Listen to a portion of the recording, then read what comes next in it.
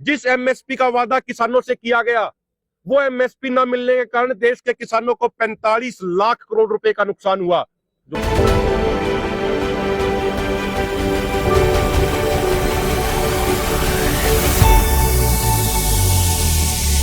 सरकार कहती है कि किसान तो बहुत खुश हैं। आज ही इस मोर्चे के जो नजदीक वाला गांव है हंसडेर, हरियाणा का पहला गांव पड़ता है, एक किसान ने कर्ज से परेशान होके और ये देख के कि इतना लंबा आंदोलन चल रहा है, उसके बाद सरकार बात नहीं सुन रही, उसने आत्महत्या जैसा बहुत एक दुखी कदम मजबूरीवश उसने उठाया है।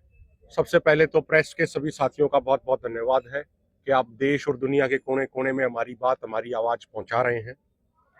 जैसे मेरे से पहले आदरणीय काका सिंह कोटड़ा जी ने, लखविंदर सिंह औलख जी ने, डॉक्टर साहब ने, और उसके मेरे बाद गुरदास जी भी आपसे रूबरू होंगे। आज लगभग सुबह 11-12 बजे सरदार जगजीत सिंह डल्लेवाल जी ने कहा हमारे कमेटी के मेंबर्स को कि मैं आज मीडिया के माध्यम से पूरे देश के लोगों तक अपनी बात पहुंचाना चाहता हूं। उनके मन को बड़ी पीड़ा थी जब से कल से उन्होंने देश के गृह मंत्री माननीय अमित शाह जी का बयान सुना, जिसमें उन्होंने कुछ ऐसी बातें कही जो सत्य से परे थी। उन्होंने कहा कि हम वॉल्यूम वाइज 2.5 गुना ज्यादा खरीद रहे हैं, उसके अलावा 3.5 गुना कीमत के हिसाब से ज्यादा खरीद रहे हैं। तो उनका मन था सरदार जगजीत सिंह डल्लेवाल जी का, वो इस पे बात सबके सामने, पूरे देश के सामने रखे। तो आज लगभग 2:30 बजे के आसपास सरदार जगजीत सिंह डल्लेवाल जी ने कहा, जो मैं ये शब्द बयान कर रहा हूं, ये सारी भावना, सारे पॉइंट सरदार जगजीत सिंह डल्लेवाल जी ने खुद नोट कराए हैं। तो आवाज या शब्द हमारे हो सकते हैं, लेकिन भावना सरदार जगजीत सिंह डल्लेवाल जी की है। उन्होंने ये कहा कि इतने बड़े पद पे बैठ के, इतने बड़े संवैधानिक पद पे बैठ के कोई व्यक्ति, जिम्मेदार व्यक्ति, अगर ऐसी बात करे जो सत्य से परे हो, तो उसे सुन के बड़ा दुख होता है।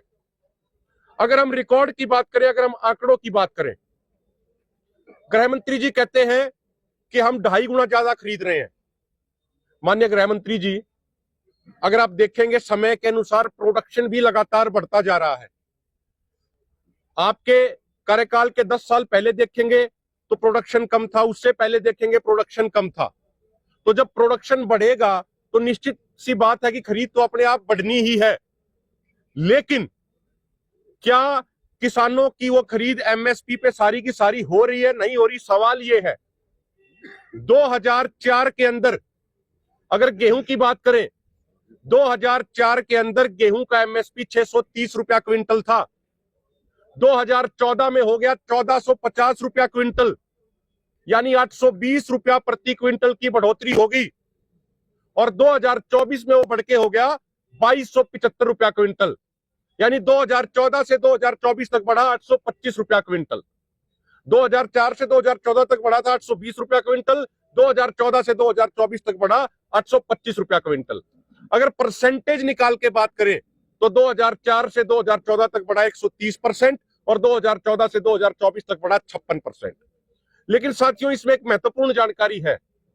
अगर हम महंगाई दर की बात करें, भारत सरकार के पोर्टल से अगर हम महंगाई दर उठाएं और जनवरी को, हर साल के जनवरी को अगर हम पैमाना माने, तो भारत सरकार की ऑफिशियल वेबसाइट से जो डाटा अवेलेबल है वो कहता है कि जनवरी 2014 में 7.24% महंगाई दर थी, इन्फ्लेशन रेट था।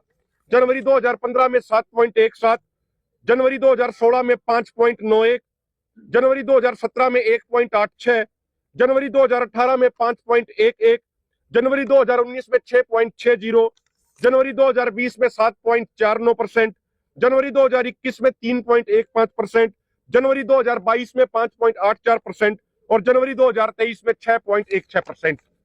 अगर हम इन 10 साल की एवरेज भी जोड़ लें टोटल, तो महंगाई दर बढ़ी, अगर बिल्कुल मिनिमम भी मान के चले, तो वो बढ़ी 56.53%। और हमारी नरेंद्र मोदी जी की सरकार ने गेहूं का एमएसपी कितना बढ़ाया, अगर परसेंटेज के हिसाब से देखें, 56%, 56%, यानी महंगाई दर 0.53% ज्यादा बढ़ी है। तो किसान को देने की बजाय किसान की जेब से सरकार ने उल्टा निकाल लिया। अगर आप बात पीआर धान की करेंगे तो 2004 में उसका एमएसपी था 560 रुपया क्विंटल, 2014 में हुआ 1360 रुपया क्विंटल और 2024-25 में है 2320 रुपया क्विंटल। अगर आप देखेंगे 2004 से 2014 तक बढ़ोतरी हुई 800 रुपए की, 2014 से 2024-25 तक बढ़ोतरी हुई 960 रुपए की। परसेंटेज के हिसाब से देखेंगे 2004 से लेकर 2014 तक लगभग 142% बढ़ोतरी हुई, 2014 से 2024 तक 70% की बढ़ोतरी हुई।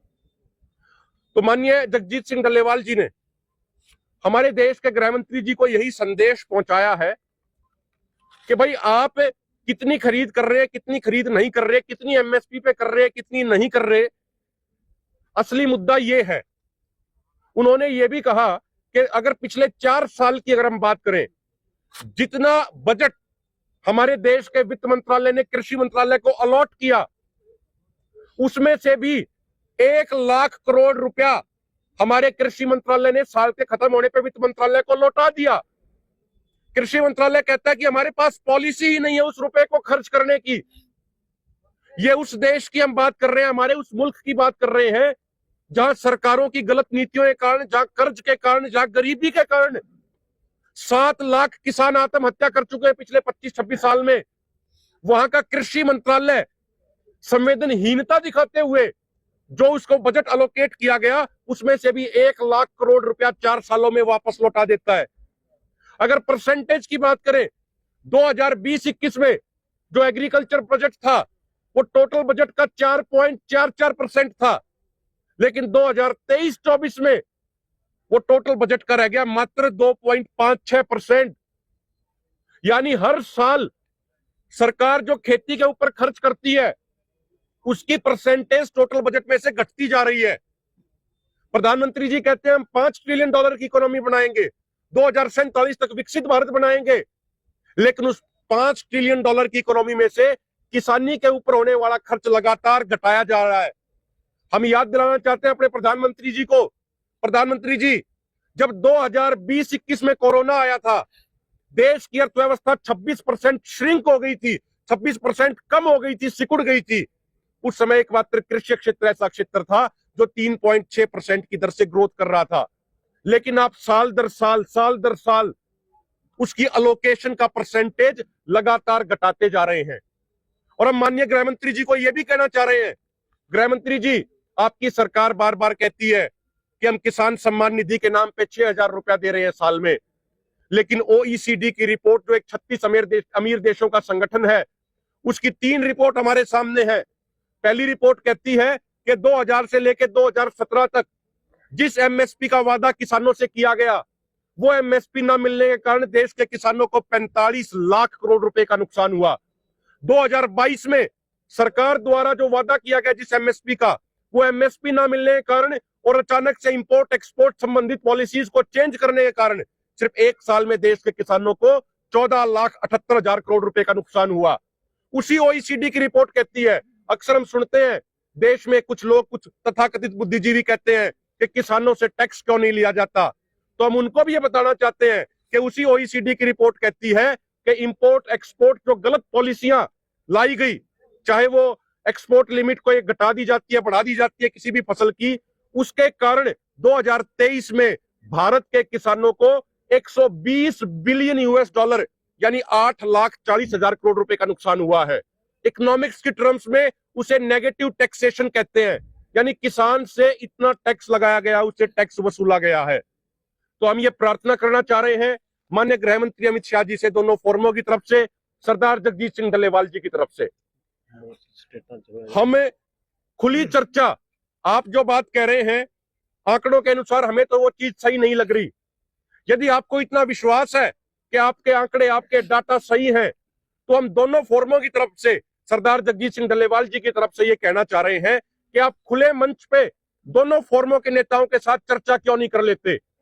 पॉइंट वाइज पॉइंट चर्चा होगी, आप समय बताइए, स्थान बताइए, डेट बताइए, जो आप तय करेंगे हम वहां पे आके आपसे बहस करने के लिए तैयार हैं, आपसे विचार चर्चा करने के लिए तैयार हैं। एक एक पॉइंट के ऊपर कि किसान का कितना नुकसान हुआ, कितना फायदा हुआ, सारी चीजों पे हम डिस्कशन डिबेट करने के लिए तैयार हैं। और ये भी कहते हैं खुले मंच पे वो डिबेट हो जाए। मीडिया लोकतंत्र का चौथा स्तंभ होता है, चौथे स्तंभ के प्लेटफॉर्म पे डिबेट हो जाए, आप सबके सामने डिबेट हो जाए, दूध का दूध और पानी का पानी हो जाएगा। देश के लोगों को ये पता लग जाएगा कि तमाम सरकारें, हम किसी एक सरकार की बात नहीं कर रहे, तमाम राजनीतिक पार्टियों की सरकारें सिर्फ और सिर्फ किसानों को लूटने का, किसानों को ठगने का और किसानों के साथ वायदा खिलाफी करने का कार्य कर रहे हैं। हम उम्मीद करते हैं कि हमारे देश के गृह मंत्री अमित शाह जी हमारी इस खुली बहस के इस बात को, इस चैलेंज को स्वीकार करेंगे, ऐसी हमें उम्मीद है। इसके अलावा साथियों, जैसा कि मेरे से पहले लखविंदर औलख जी ने बताया, आज हरियाणा के तमाम जिलों में किसानों ने ट्रैक्टर मार्च किए हैं। उत्तर प्रदेश के कई जिलों में ट्रैक्टर मार्च हुआ है, कर्नाटका में कई जगह पे ट्रैक्टर मार्च हुआ है, तमिलनाडु के अंदर आज 16 पॉइंट्स पे रेल रोकी गई है। इस प्रेस कॉन्फ्रेंस के बाद हम अपने मीडिया के व्हाट्सएप ग्रुप में वो सारे विजुअल्स, ट्रैक्टरों के विजुअल्स, रेल रोको के विजुअल्स सारे साझा करेंगे। राजस्थान के अंदर हनुमानगढ़ और गंगानगर जिलों में बड़े स्तर पे बड़ा ट्रैक्टर मार्च आयोजित किया गया है। तो ये सरदार जगजीत सिंह डल्लेवाल जी और संयुक्त किसान मोर्चा, नॉन पॉलिटिकल और किसान मजदूर मोर्चा के नेतृत्व में जो ये लड़ाई 13 फरवरी से शुरू की गई, 26 नवंबर से जो ये लड़ाई तेज करी गई है, इसका दायरा लगातार बढ़ता जा रहा है। मध्य प्रदेश के श्योपुर में, अशोकनगर में, तमाम जिलों में आज बड़े बड़े ट्रैक्टर मार्च सरदार जगजीत सिंह डल्लेवाल जी के आमरण अनशन के समर्थन में हुए हैं। इसके अलावा जो पॉइंट ट्रैक्टर मार्च के बच गए होंगे वो हम आपको पूरी प्रेस रिलीज में वो प्रमुखता के साथ दे देंगे। और अंत में ये जरूर कहना चाहते हैं कि आज जितने भी संत महापुरुष, धार्मिक लोग, सामाजिक लोग, अलग अलग किसान संगठनों के सम्मानित लोग और राजनीतिक लोग जो भी आज आए हैं सरदार जगजीत सिंह डल्लेवाल जी का समर्थन करने के लिए, उनका हालचाल जानने के लिए, हमारी खापों की सरदारी, हम उन सब का तहे दिल से, दिल की गहराइयों से बहुत बहुत धन्यवाद करते हैं।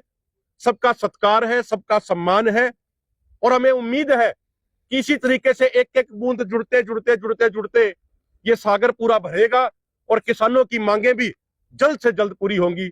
बहुत बहुत धन्यवाद।